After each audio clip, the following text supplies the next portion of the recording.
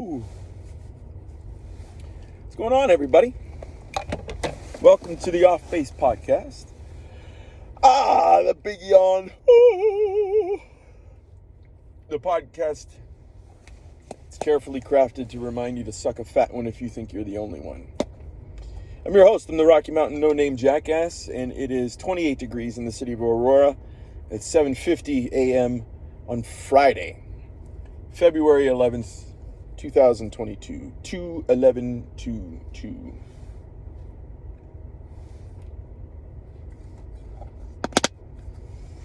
My wife's least favorite part of the podcast.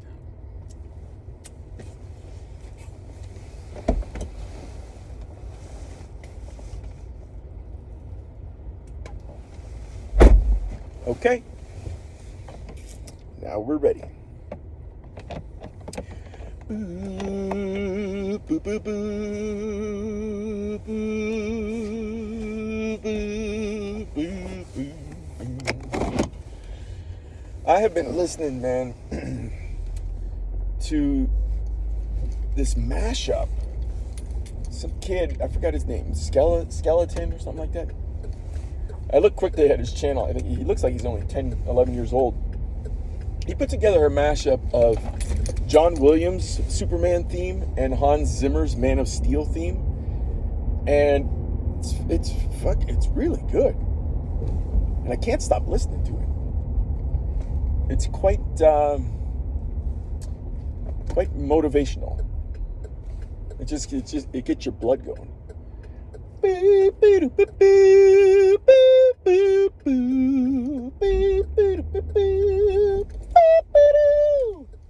You know what I mean?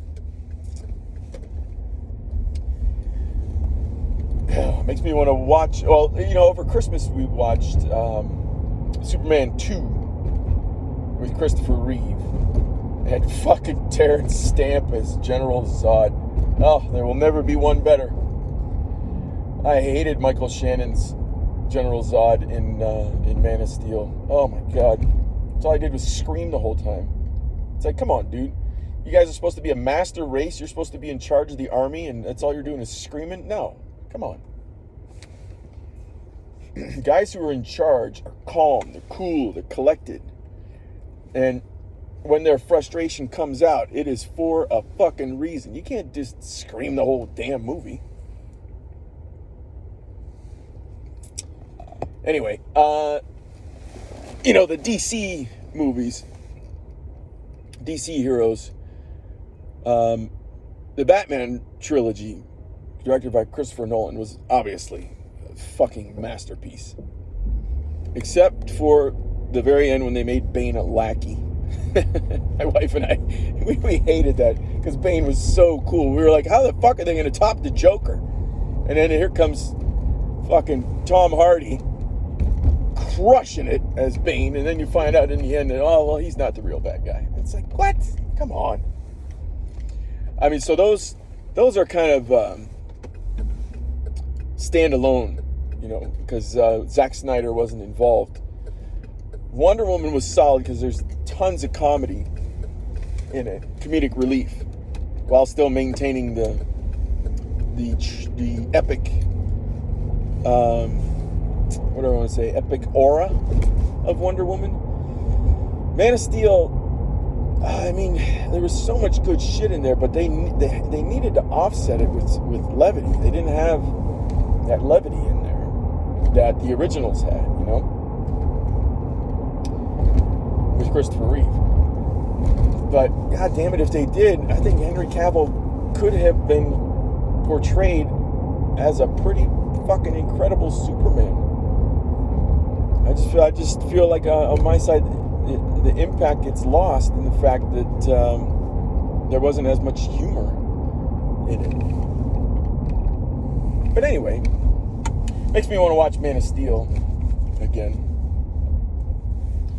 Because of that whole sequence when he and Russell Crowe start getting at it.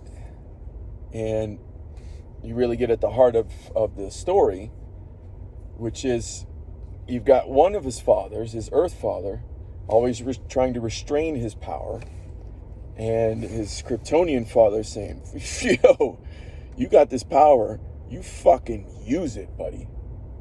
It's a great message to send to kids. You got these skills, use them. Don't hold back. I think that's probably why I've been listening to that mashup almost nonstop for the last 3-4 days. Really, really cool. And the mashup, I mean, the John Williams stuff is in there, but the predominant theme that's used is from the Hans Zimmer one, which I think is, because, so this kid who did the mashup, he actually did 2 versions of it. His second version, he used the John Williams more than the Hans Zimmer. And then the first version, he used the Hans Zimmer more than the John Williams, which I prefer the former, the one with Hans Zimmer's dominating, and then John Williams stuff coming in just to give you that hint, like, ooh, is he going to switch to that? But he never fully does, and he does a nice job of bringing it back to that driving rhythm from Hans Zimmer's. Anyway, I was actually listening to quite a bit of instrumental music as of late.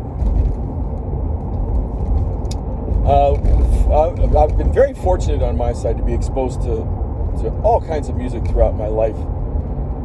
Grew up in the Catholic Church, so exposed to all those Christian hymns and whatnot. Then I get to high school, I ended up playing in a heavy metal band, played synthesizer and sang backup with my best friend at the time, Dave Cox. Really good talent he was. We had great talent though in the rest of the band. John Nolan, who was our lead guitarist, I think it was his brother who played our bass guitar, also really cool. And we ended up finding a great drummer, Tony, I think Fosco, I think his last name was. I can't remember. I mean, that was almost 30 years ago. And then from there, I got into musical theater. So look at the range which I was being swung. Well, also when I was growing up too, in between playing in the heavy metal band and singing in church choirs, I ended up getting into breakdancing, which was fun as hell.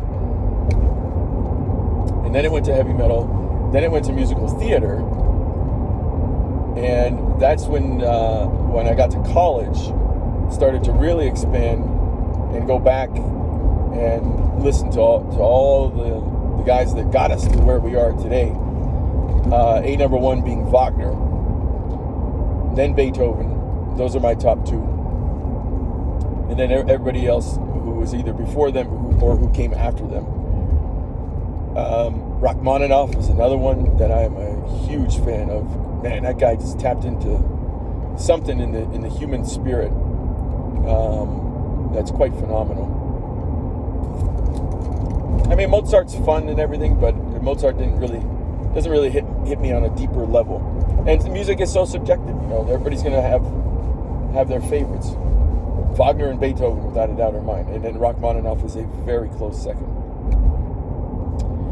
There was a piece that I was listening to this morning. Well, I listened to Wagner's overture to Das Rheingold, which is the first opera of the Ring Cycle, the Wagnerian Ring Cycle.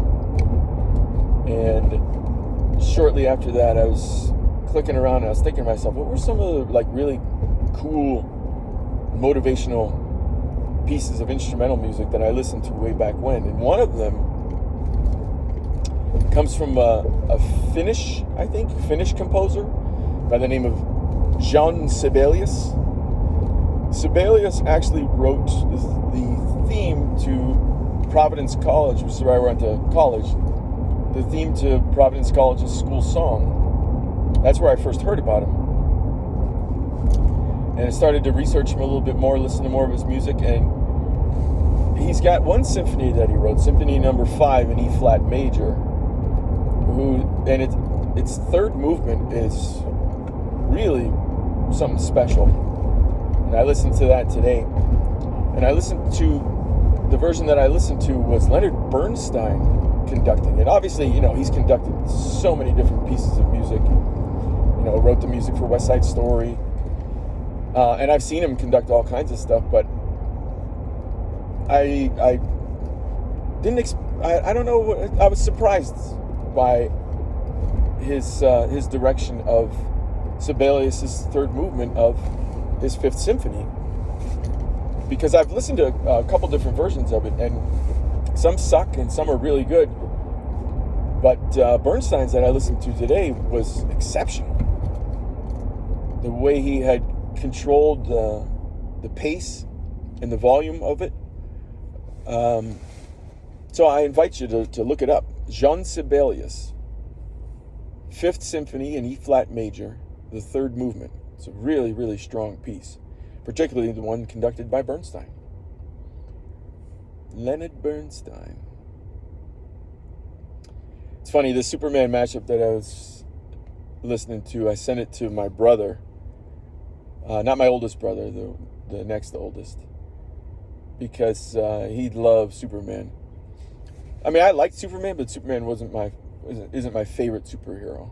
My favorite superheroes are Batman and Iron Man, because they don't have superpowers. They are human. And they come with all the flaws of being human. But they found a way to transcend through their knowledge, through their wit, and their money. They had the resources, no doubt, but you had to have the mind and the body to do it. So anyway, I sent the mashup to my brother, because he's a big Superman fan. And I was just thinking about family in general. You know, I'm the youngest of four. My sister's the oldest. She's going to be 55 this year. And my brothers are going to be 52, 50, and I'll be 48. And it's just interesting how life has taken us. My sister's in California. One of my brothers in Ohio, the other one in New York. It'd be really nice if we all lived in the same place and could catch up, you know, every other weekend, something like that. Come over to the other person's house for a meal, share stories. Not necessarily, you know, stories of childhood. my brother, who I sent the Superman mashup to, God bless him, I love him, but I think he's a little bit stuck in that time period. I don't know if he's fully moved forward yet. Granted, he's had I don't know if it's a tough time. I'll just say he's had some stuff that has weighed on him. He walked on to Penn State to play football, and really could have had a promising career if it wasn't for an injury that he sustained to his shoulder and neck. He had a stinger, and that completely put him out of action. And then he tried musical theater after that, because we all had musical backgrounds. And again, he was quite successful early on. And I don't know, I forgot why he stopped. Probably it's because he had started so late and just needed to be making money. And I think he just took a job because he needed to make money. But he still plays guitar. He still writes a bunch of songs. He does open mics. I'm pretty sure he still performs. His wife, who is an ex-Rockette, is just a fabulous human being. And the two of them, unfortunately, can't get pregnant. I think she has something going on with her tubes, and I think my brother has bad sperm count. I think they both brought bad issues to the table as far as having children. So my heart definitely goes out to him. And it's no wonder that a lot of the songs that he writes have to do with our childhood, because that was a time in his life where he was king, you know. I don't know if that's true or not. That's just my speculation. But all this stuff is making me want to do something that I've wanted to do for a long time. When I was in college and graduate school, I wrote quite a bit of my own personal compositions for piano. And my problem is that I can hear the music, I can picture it, I can write it. I just don't have the skills to play it. My fingers aren't that fast. They can't translate what's going on in my head. And at some point I had realized that, well, we got software out there right now. Why don't I just get it all, into a computer and then arrange it based on what the computer can do. But I never got around to it. And for some reason, as of late, I'm kind of getting the inkling to get an app downloaded or a program downloaded that will allow me to transfer all the stuff that I have written by hand on pencil and staff paper and get it onto the computer and score it and arrange it for orchestra. Because a lot of the stuff that I wrote was instrumental. When I was in high school, we were writing songs. We had a couple of originals that we put together. I remember, the basics of them, but I don't remember the lyrics of them at all. We never wrote them down when we were in the band. It was only after I had taken music theory in college where I actually learned how to write music correctly. It's not, it's not to say there's nothing wrong with doing it by ear and by memory, blah, blah, blah, but 30 years later, it would have been nice to have a record. So the fact that we can put everything on a computer digitally, I don't know, I'm getting kind of excited to see what I can find.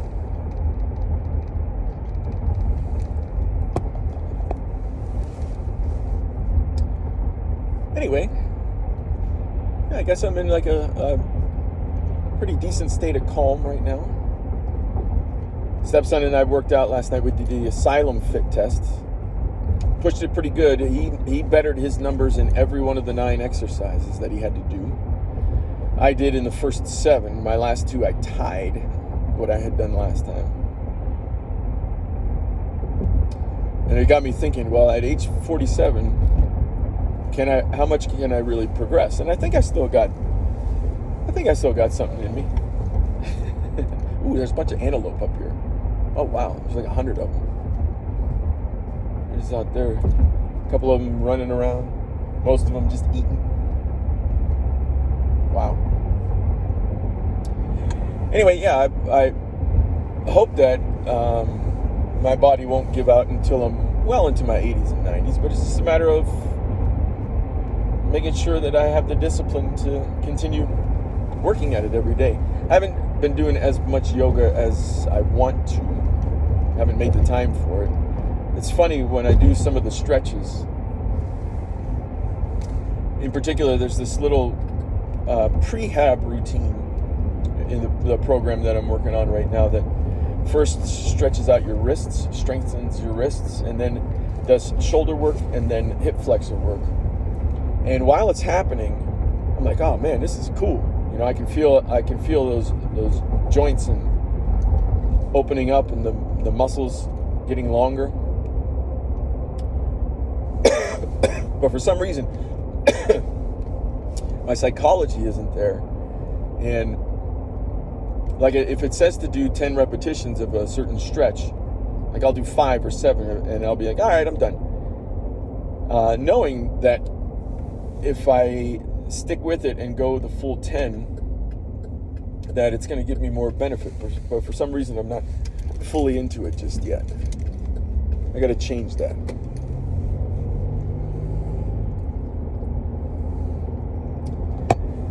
Tonight, I will be making what we affectionately call the crack pasta.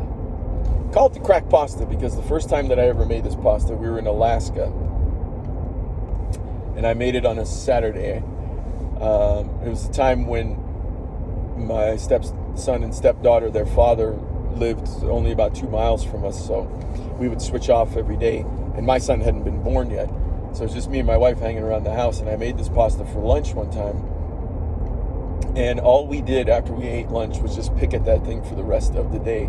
It's a big casserole. Probably had, I don't know, maybe 10, 12 servings in it.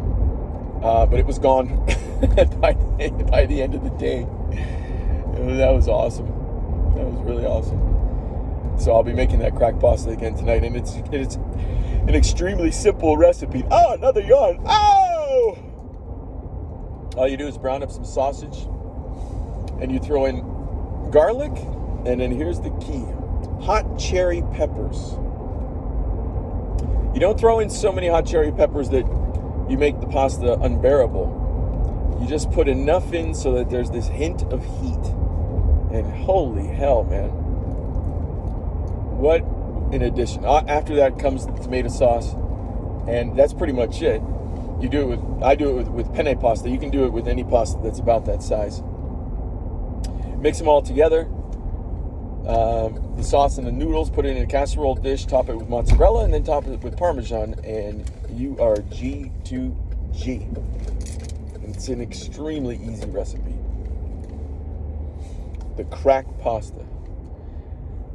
Obviously, it's crack because we couldn't stop. I couldn't stop eating it. That was the whole point. That's what made it crackish. Here we are, back on base, people. I got to remember to check a package that I sent out yesterday and make sure that it gets to where it's going. There we go. Pull the window down, see if I can't get scanned real quick. Morning. Thank you. Boop, boop, boop, boop, boop, boop, boop, boop, boop, boop.